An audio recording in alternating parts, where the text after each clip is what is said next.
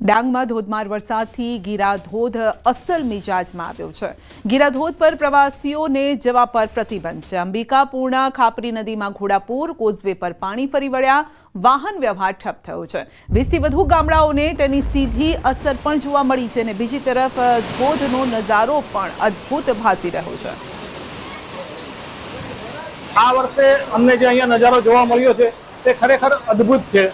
ગીરાધોધનું જે 16 કલાએ ખીલેલું જે આ સ્વરૂપ છે, આમ જોઈએ તો તેને રૌદ્ર સ્વરૂપ કહી શકાય, આમ જોઈએ તો એને 16 કલાએ ખીલેલું સ્વરૂપ કહી શકાય, પણ ખરેખર આ સ્વરૂપ અમે પ્રથમ વખત જોયું છે। બહુ સુંદર દ્રશ્યો છે અહીંયાના, ખૂબ લોકો બી આવે છે, અમારા ઘણા લોકો બાકી બી રહી ગયા છે, એ લોકો જોવો, આ મોસમનો નજારો જોવો, બહુ મજા આવે છે। અહીંયા ખૂબ એન્જોય વાળું વેધર છે, ખૂબ મજા આવે છે। ગુજરાતનું ચેરાપુંજી કહેવાતો ડાંગ જિલ્લો, ડાંગ જિલ્લાની અંદર સિઝનની અંદર 125 ઇંચથી વધુ વરસાદ પડતો હોય છે, પરંતુ પ્રથમ વરસાદ શિકાર વરસાદ જૂનમાં જમાવટની જે માહોલ જોવા મળ્યો છે, ખાસ કરીને ડાંગ જિલ્લાના પ્રવેશ દ્વાર વઘઈ ખાતે આવેલો અને ડાંગ જિલ્લાની ઓળખ સમાન ગીરાધોધ એની 16 કલાએ ખીલી ઉઠ્યો છે।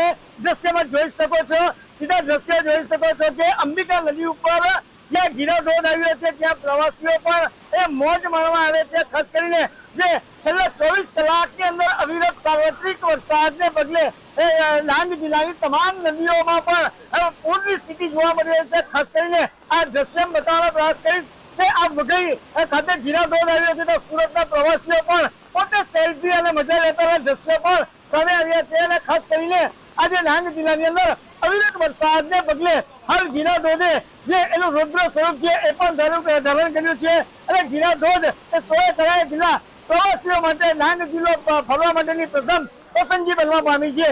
ચેતન પટેલ, ન્યૂઝ 18 ગુજરાતી, ડાંગ। ભાવનગર શહેર સહિત જિલ્લામાં પડેલા ભારે વરસાદનો ફક્ત માનવ જ નહીં પરંતુ મૂંગા પશુઓ પણ તેના ભોગ બની રહ્યા છે।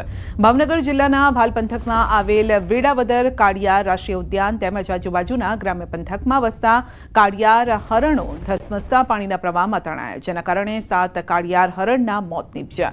વન વિભાગ દ્વારા એક બચ્ચા સહિત 5 કાળિયારનું રેસ્ક્યુ કરવામાં આવ્યું।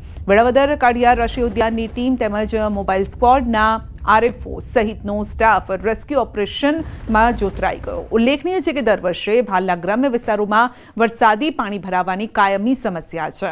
આ બાબતે અવારનવાર રેવન્યુ વિભાગનું ધ્યાન દોરવામાં આવ્યું હોવા છતાં પરિસ્થિતિ તેની તે જ છે, તેથી મૂંગા પશુઓ તેનો ભોગ બને છે।